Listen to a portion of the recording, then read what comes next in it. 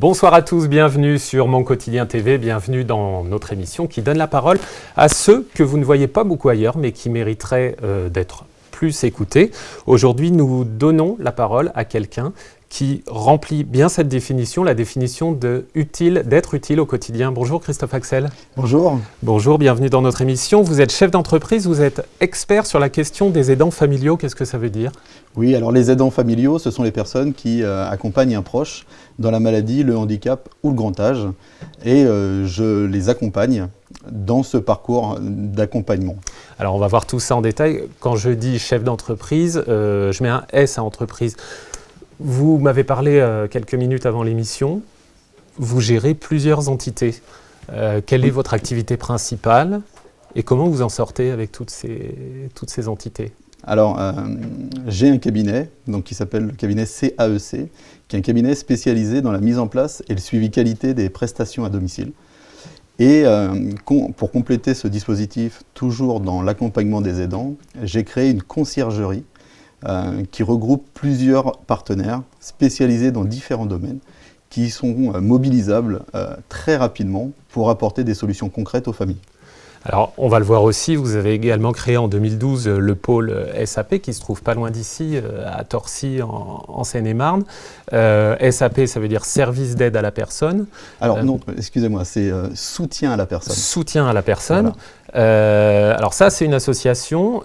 Et Solusphère et le CAEC, ce sont des entreprises. Oui, exactement. Comment on peut mener de front l'entreprise qui est un peu de l'ordre du privé et l'associatif ?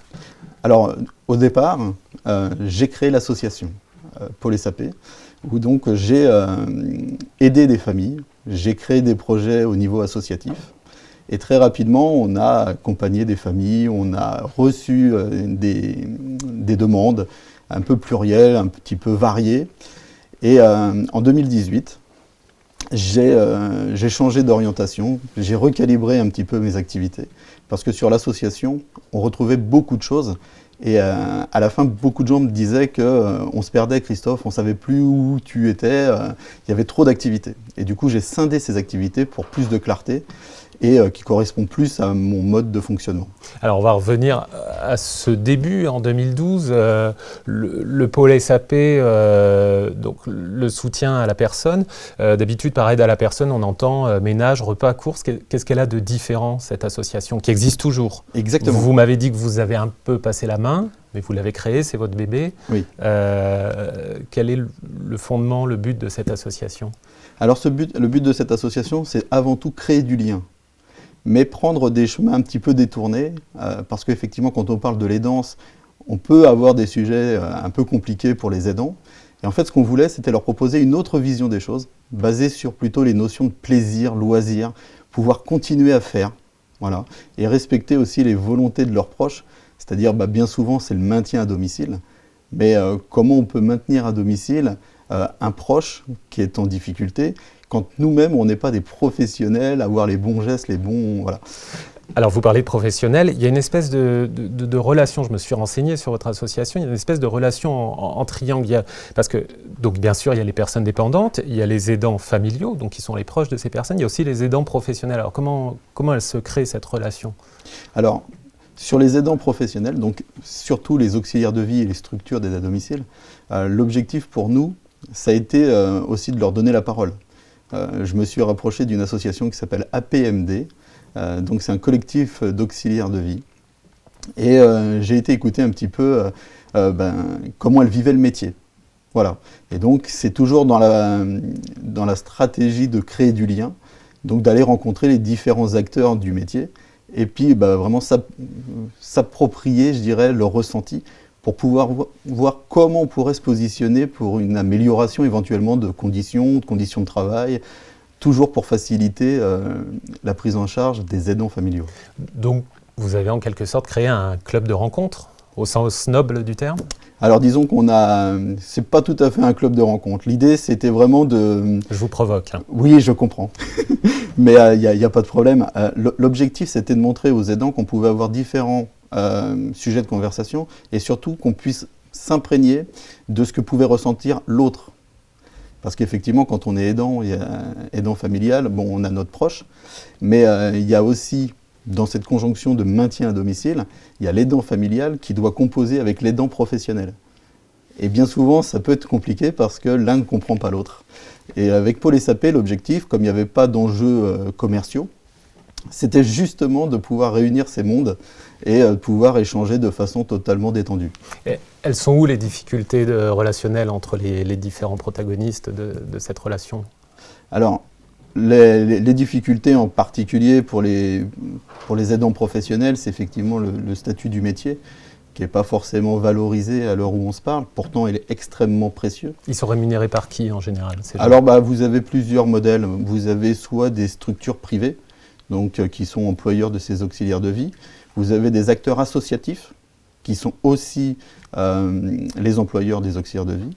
Mais après, vous avez des familles qui embauchent directement les salariés. Et donc, du coup, c'est de l'emploi direct. Et du coup, l'employeur devient les familles. Et vous aidez, du coup, à cette professionnalisation, parce que les familles, certainement, devant la dépendance, sont parfois un peu perdues, devant les situations de handicap. Vous aidez à une logistique administrative.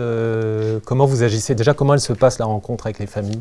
Alors, on a créé un événement en 2016, le Salon des aidants familiaux. Et en fait, tout simplement... Il y a déjà eu 4 éditions. Exactement, c'est ça. Exactement. Et donc, on est soutenu par la ville de Torcy, en Seine-et-Marne. Et on s'était dit, voilà, comment réunir tous ces mondes d'une façon un petit peu détendue. Et tout de suite m'est apparu le besoin de créer un salon, où là, on pouvait montrer aux familles tout ce qu'on pouvait faire. Et puis aussi intégrer aussi les auxiliaires de vie, qu'elles puissent venir voir aussi quelles sont les solutions aussi techniques qui pourraient les aider au quotidien. Et puis réunir ces mondes, voilà. Et du coup, on a créé du lien assez facilement à travers ce salon. Et on espère pouvoir en faire un en 2021. Justement, l'arrêt certainement de cette édition annuelle de salon provoquée par la crise sanitaire que tout le monde connaît, qu'est-ce que ça a engendré comme difficulté pour vous dans vos activités et du coup pour votre public? Alors, on a su rebondir parce qu'effectivement aujourd'hui, Pôle SAP, c'est aussi une équipe. Voilà, j'ai une community manager qui s'appelle Emmanuel Bred qui est vraiment très très efficace. Et puis j'ai des anciens aidants qui composent ma team au sein de Pôle SAP et on a développé des ateliers passion. Voilà, parce qu'on a notre ami Denis Delair qui est passionné de cinéma et qui fait des ateliers sur le cinéma. Voilà. Et on s'était dit, pendant la crise sanitaire, pendant le confinement, comment on pourrait rester en lien avec les gens. Et très vite, on a basculé sur la création d'un réseau social humain. Donc ça, c'était peu avant le confinement. Pourquoi? Parce qu'on est parti d'un témoignage sur notre groupe Facebook. Un monsieur en situation de handicap qui nous avait dit « Christophe, nous, à chaque fois que je publie un article sur Facebook, j'ai 400 likes, 500 likes, c'est super, c'est magnifique. » Il dit par contre, quand je sors dans la rue, pour m'aider à traverser la rue, il n'y a plus personne, quoi. Et du coup, j'ai pris conscience qu'effectivement, il fallait créer du lien, mais le réseau social, je trouve que c'est une excellente idée. Et humain, c'était de se dire, pourquoi pas se réunir? Vous voulez dire qu'il fallait passer de la théorie à la pratique, qu'en théorie, c'est très bien d'aider ou d'apprécier les personnes handicapées, de dire je connais des personnes handicapées, mais que dans le concret, il n'y a plus personne? Alors, c'est pas tout à fait dans le concret parce que le réseau social, il sert. Parce que effectivement, le fait qu'on puisse s'exprimer sans être jugé, le réseau social est important à travers les réseaux comme Facebook. Mais j'ai voulu aller plus loin en disant que effectivement, le réseau social, ok, ça fonctionne, mais humain, c'est-à-dire, si on se rencontrait, on allait un peu plus loin que juste échanger à travers un écran. Et quand on a eu le confinement, on a créé le réseau social humain en ligne. Et on s'est appuyé sur le jeu 2 minutes ensemble de Raphaël Defoucault, qui est un jeu exceptionnel où tout le monde peut parler de lui-même. Qu'on peut retrouver où, du coup, si on veut, après l'émission, aller regarder ce jeu? Est-ce qu'il y a des traces en vidéo? Est-ce que c'est un jeu interactif? Sur Pôle SAP, vous avez déjà des contacts.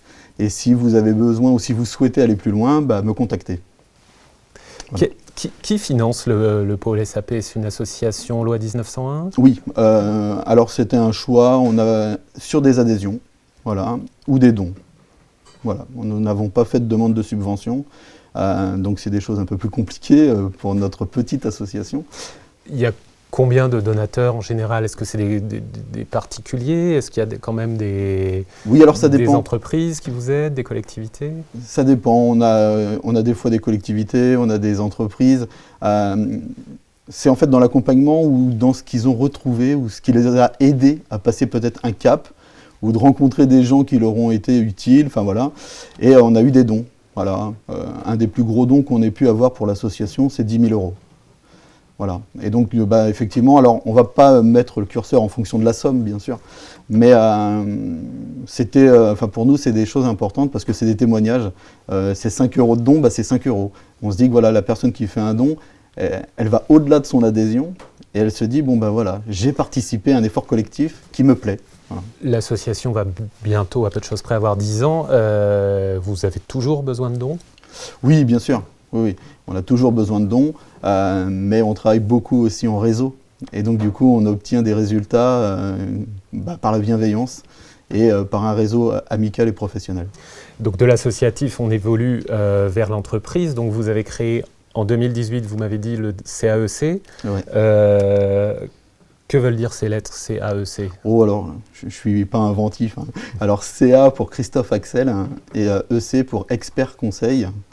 Donc c'est un cabinet d'expertise? Exactement, dédié aux aidants.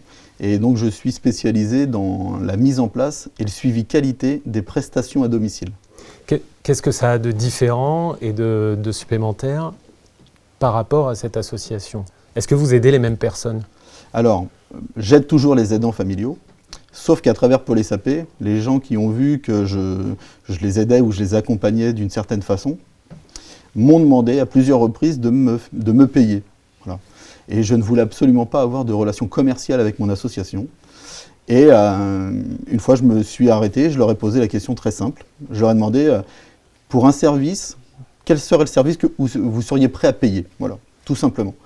Et très très rapidement, est revenu, en plus c'était marrant parce que de différents horizons, on avait quasiment la même réponse, c'était le suivi qualité des prestations à domicile. Parce qu'en fait, les familles rencontraient des difficultés avec soit leurs auxiliaires de vie, soit les structures d'aide à domicile. Et comme eux n'étaient pas professionnels, il y avait un problème dans le discours et il y avait aussi un problème dans l'appréhension des choses. Donc, voilà. Suivi qualité, qu'est-ce que ça veut dire? Ça veut dire encadrement des aidants? Alors, accompagnement plutôt. Voilà, pas encadrement. Accompagnement des aidants familiaux et complémentarité pour les aidants professionnels. C'est très important parce que voilà, j'ai pas à encadrer une auxiliaire de vie. Elle a une hiérarchie, elle a des responsables, et c'est très bien comme ça. Alors vous êtes toujours une grande équipe au Pôle SAP. Au CAEC, vous êtes combien? Alors au CAEC, je l'ai démarré seul. Comment vous travaillez? Alors CAEC, je l'ai démarré seul, parce que c'est un concept. Je suis le seul en France, à l'heure où on se parle aujourd'hui, à développer ce type de cabinet. Et donc j'ai voulu tester, j'ai voulu essayer. Aujourd'hui, je compte plus d'une trentaine de clients que j'accompagne de façon régulière. Et aujourd'hui, je suis sollicité aussi sur les villes comme Lyon, Bourges, toute la région Île-de-France, bien sûr. Et je développe comment vous travaillez actuellement en local? Comment on se retrouve à avoir des relations avec Lyon, avec Bourges? Beaucoup de bouche-oreille. Parce qu'effectivement, quand je mets en place des protocoles, on a des résultats. Et en plus, on a des résultats aussi bien pour les aidants familiaux, donc qui facilitent le maintien à domicile, mais aussi avec les structures d'aide à domicile qui collaborent avec moi, puisque je crée et je prépare des outils qui facilitent le travail des auxiliaires de vie. Donc du coup, bouche-oreille. Qu'est-ce qu'ils sont ces outils concrètement? Qu'est-ce qu'on a de plus quand on paye un service au CAEC plutôt que dans une association? Alors, ça réside déjà, moi j'ai du temps. Voilà, moi je calibre mon temps. Il y a 4 étapes pour CAEC. Quand on me sollicite, il y a un premier rendez-vous avec la famille qui bien souvent dure 3 heures parce que je collecte énormément d'informations, je fais des photos, je fais même des vidéos pour certains clients pour lesquels on doit utiliser du matériel médical. Et en fait, on s'est aperçu plusieurs fois que des auxiliaires de vie n'utilisaient pas le matériel parce qu'elles ne savaient pas comment il fonctionnait. Et ce qui fait qu'en fait, quand on n'utilise pas ce type de matériel, elles abîment leur santé. Et du coup, ça crée des problèmes aussi bien dans l'entreprise que dans le quotidien des aidants. Et donc, on est parti du principe de se dire, plus on va détailler la mission, plus on va leur donner les moyens de l'utiliser, ce matériel, plus on aura de résultats. Donc vous adaptez des prises en charge et des solutions au profil de chaque personne. C'est que du sur-mesure. Effectivement, je fais que du sur-mesure, tout en sachant qu'on a des grandes lignes.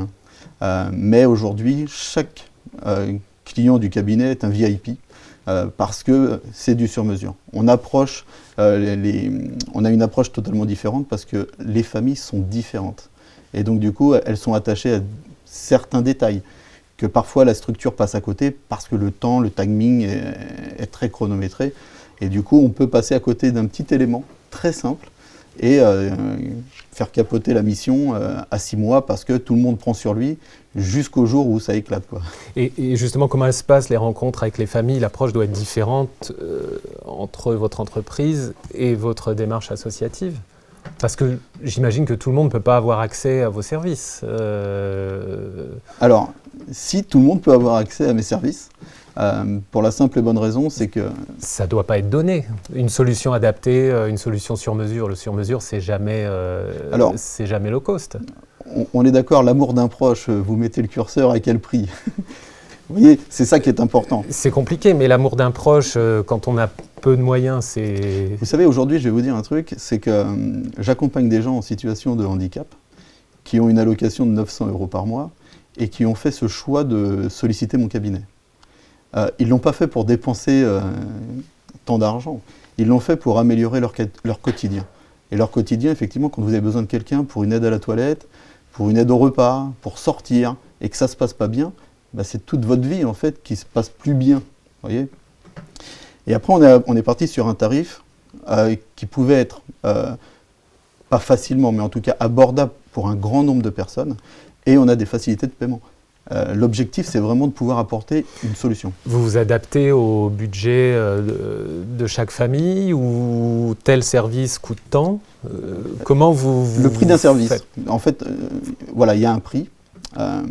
Aujourd'hui, pour vous donner un ordre d'idée, c'est que le prix que je pratique aujourd'hui, c'est des familles qui me relancent pour payer les factures. Parce que je suis en retard dans l'émission de mes factures, et c'est les familles qui me rappellent, qui me disent « Christophe, envoie-nous ta facture ».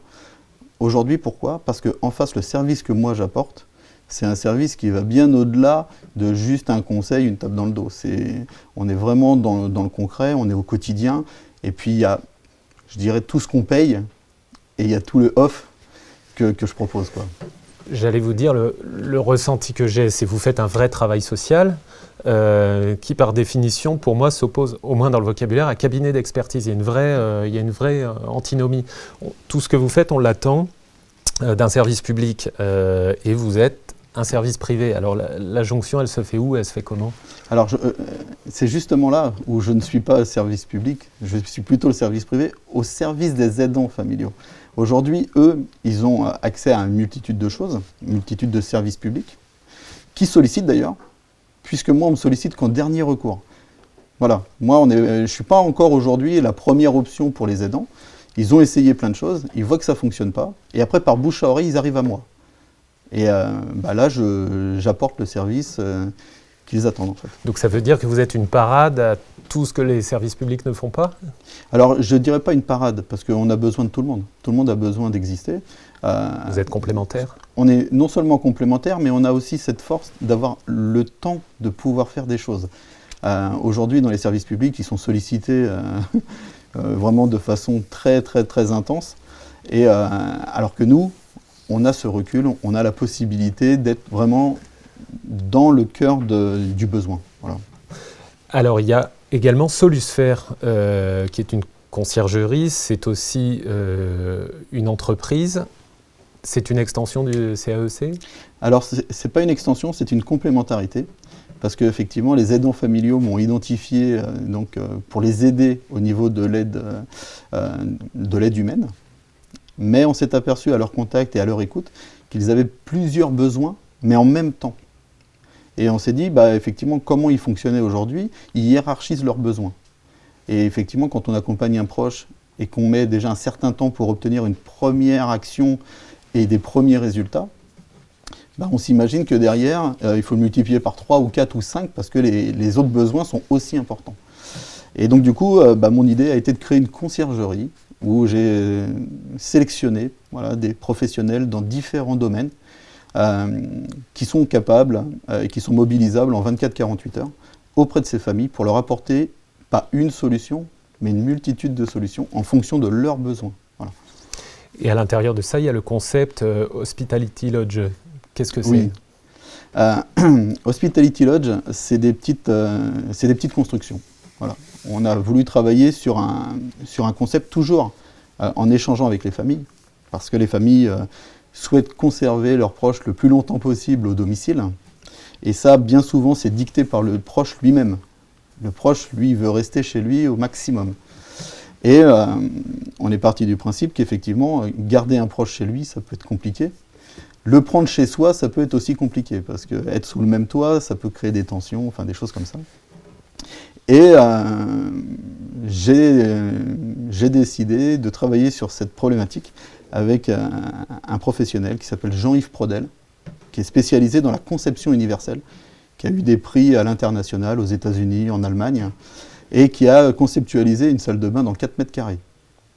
On est parti là-dessus et on s'est dit, qu'est-ce qu'on pourrait proposer aux aidants pour qu'ils puissent accueillir un parent chez eux ou en village, parce qu'on a cette possibilité de faire les deux. Et on s'est dit tout de suite, pourquoi pas un petit lodge, une petite construction, en bois, mais avec tout un espace intérieur pensé pour tous. Pour que la personne soit éventuellement indépendante. Exactement, pour que la personne soit indépendante. Et donc du coup, un enfant qui déciderait de prendre ses parents chez lui, il aurait son parent chez lui sans être chez lui. Voilà, c'est un peu le concept. Et comme ça, on peut vraiment réunir les générations. Et en période Covid, ça aurait été bien utile. Mais ça va être relancé. Alors, il y a de l'espoir là. Ah oui, non, mais là, c'est. En plus, on est sollicité aussi pas mal pour ce concept parce que y a beaucoup de gens qui sont très intéressés. Vous en avez installé beaucoup déjà ? Alors, on le lance.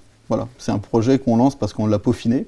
On travaille aussi avec des constructeurs français. Donc on maille aussi le territoire. Vous êtes un bâtisseur, en quelque sorte. Un bâtisseur de solutions. Voilà, pour c'est joli, très jolie formule. Parmi toutes ces activités, je tente quand même la question, laquelle vous préférez ? J'ai l'impression que vous n'allez pas me répondre. Alors, aussi, elle ressort bien, puisque c'est la même, que ce soit au niveau Pôle SAP, CAEC ou Solusphère, c'est aider les aidants familiaux, aider les familles. Voilà. Et donc du coup, c'est cette mission-là que je préfère, moi. Et la question d'après, ça vous vient d'où, toute cette volonté d'aider les autres ? Il y a forcément un petit événement personnel dans votre vie ? Les gens engagés, pour les avoir côtoyés, on a tous une étincelle familiale, on a un rapport à la famille. Et effectivement, moi j'ai fait une promesse à ma maman, puisque je l'ai vue accompagner sa mère adoptive. J'ai vu les grosses difficultés, mais j'étais trop jeune pour agir. Et donc j'ai fait une promesse à un moment, je lui ai dit qu'elle vieillira comme elle voudrait vieillir, quoi. Donc pour l'instant, vous considérez que la promesse est tenue ? Pour l'instant, elle n'en a pas besoin, donc du coup, je peaufine avec toutes les familles, parce que je me dis que si ma maman n'en a pas besoin aujourd'hui, mais d'autres en ont besoin maintenant, c'est un galop d'essai. Et du coup, si votre mère, aidant sa mère adoptive, est à l'origine de votre vocation, est-ce qu'aujourd'hui, elle veille un petit peu sur votre activité, elle vous conseille ?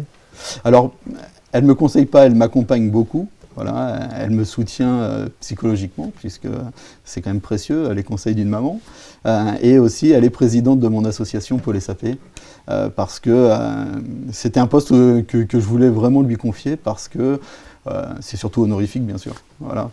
Donc l'aide à la personne, c'est une affaire de famille. Je crois que votre femme est pompier volontaire. Exactement, et ambulancière au SAMU aussi. Vous côtoyez vous-même un petit peu les pompiers ?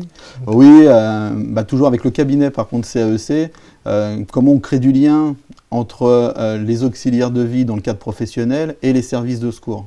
On utilise un cahier de liaison et qui n'est pas forcément rempli de façon optimum. Et du coup, je me suis rapproché des pompiers pour savoir quels étaient les éléments importants pour eux quand ils interviendraient à domicile pour une personne fragile.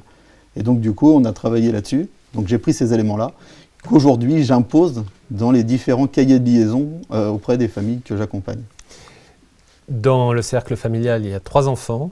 Exactement. Mais là, pour l'instant, j'ai l'impression qu'il y a un petit grain de sable. Ils ne veulent pas forcément reprendre votre flambeau. Alors, Alors, c'est peut-être un peu tôt pour eux parce que bon, ils ont 20 ans, 19 ans et 17 ans. Par contre, ils sont très actifs. Vous voyez, pour le salon des aidants, ils sont mobilisés tous les 3, tout le temps. Sans traîner la patte. Et sans traîner la patte. En plus, c'est rare pour des ados. En plus, j'ai des jeunes adultes. J'ai des éloges aussi des visiteurs concernant les jeunes. En plus, mes enfants emmènent leurs amis. Donc du coup, je suis en lien avec d'autres jeunes et du coup, ça me permet aussi d'avoir des activités un peu intergénérationnelles. Et une anecdote aussi qui m'a beaucoup plu, c'est une des amies de mon fils de 20 ans qui est passionnée par les chiens en général. Et je l'ai emmenée, elle m'a accompagné sur la remise des chiens Andy Chien à Paris, une très belle cérémonie où je suis invité tous les ans. Et donc, elle a pu voir vraiment de très très près le travail des chiens d'assistance. Et surtout les sourires qu'ils peuvent apporter aux gens. Je peux me permettre de vous demander quel âge vous avez? J'ai 43 ans. 44 ans, excusez-moi. Donc c'est encore, il y a encore des années, des décennies d'aide à la personne. C'est une vocation, de toute façon on ne compte pas les années. Il n'y aura pas de retraite, il n'y aura pas... la retraite, je ne sais pas. Vous avez, j'imagine, plein d'idées, plein de projets. Enfin, oui. vous nous avez parlé de plusieurs projets, mais il y en a d'autres peut-être. Oui, il y a plusieurs projets. Des rêves. Alors il y a plusieurs projets qui sont réalisables, puisque les rêves, j'essaye de ne pas trop rêver, parce qu'aujourd'hui il y a des gens qui comptent sur moi aussi et qui ont des quotidiens pas comme le mien. Donc du coup, j'évite de rêver. Par contre, j'ai des projets qui sont en droite lignée de toutes les actions que j'ai déjà menées. En l'occurrence, un des projets qui me tient à cœur, je vous le dis un peu en avant-première, mais on va lancer une agence d'événements, une petite agence d'événements. Encore une entreprise? Voilà, enfin ça sera plus une coopérative là, dédiée aux aidants. On va créer un moment présent pour ces familles-là. On va immortaliser un instant, voilà, un instant auprès d'un enfant en situation de handicap ou malade, ou un conjoint malade, voilà, un beau moment. On va créer des beaux événements comme ça. Et on vous souhaite plein de bonnes choses. Maintenant que l'émission est terminée, est-ce que vous acceptez qu'elle soit diffusée? Oui, tout à fait. Il n'y a pas eu de piège? Non, il n'y a pas bien eu passé. de piège. Je vous remercie de pouvoir me donner aussi la parole et cette visibilité. C'est le but de Mon Quotidien TV. Merci beaucoup d'être venu jusqu'à nous. Je peux juste préciser une petite chose. Allez-y. Sur Pôle SAP, pour revenir à l'associatif, quand je vous disais on crée du lien aussi avec des associations. On soutient d'autres associations à travers nos réseaux, dont une association qui me tient à cœur, puisqu'elle est dans l'association quasiment depuis le début. C'est l'association de mon ami José Pierre de Souza, Plus Rose la Vie. Qui présente aussi régulièrement notre émission. Hein. Oui. Mais c'est vrai que ce qu'il fait pour les femmes, c'est quelque chose d'exceptionnel. Et voilà. Et moi, mon engagement, c'est d'être à ses côtés. Et dès qu'il a besoin de moi, je suis présent. Eh ben, on l'embrasse en tout cas. Vous aidez d'autres associations, donc elles peuvent vous contacter par votre site internet. On tape Pôle SAP Torcy, on vous trouve facilement. Voilà, vous trouvez aussi d'autres associations que j'accompagne, comme l'association Léa, qui intervient pour d'autres parents au niveau des démarches administratives, Handichien, Handisport, le comité Handisport, avec qui on va avoir de beaux projets aussi. Merci en tout cas Christophe, c'était passionnant. Je pense qu'on pourrait parler 2, 3, 4 heures, tellement vous êtes... J'ai de quoi. Voilà. Et on fera un numéro 2 avec vous. J'ai beaucoup de personnes à remercier. Vous voyez, nous aussi, c'est un travail d'équipe. Je remercie Cyril Bartholomé qui était aux manettes de cette émission, Christophe Messager qui est à la technique, Jean-Sébastien Roucher et Patrice Batman qui produisent l'émission, Océane Dio au maquillage. Merci également à Sandy Barbeau pour la gestion des réseaux sociaux. Je vous dis à une prochaine sur Mon Quotidien TV. Ciao.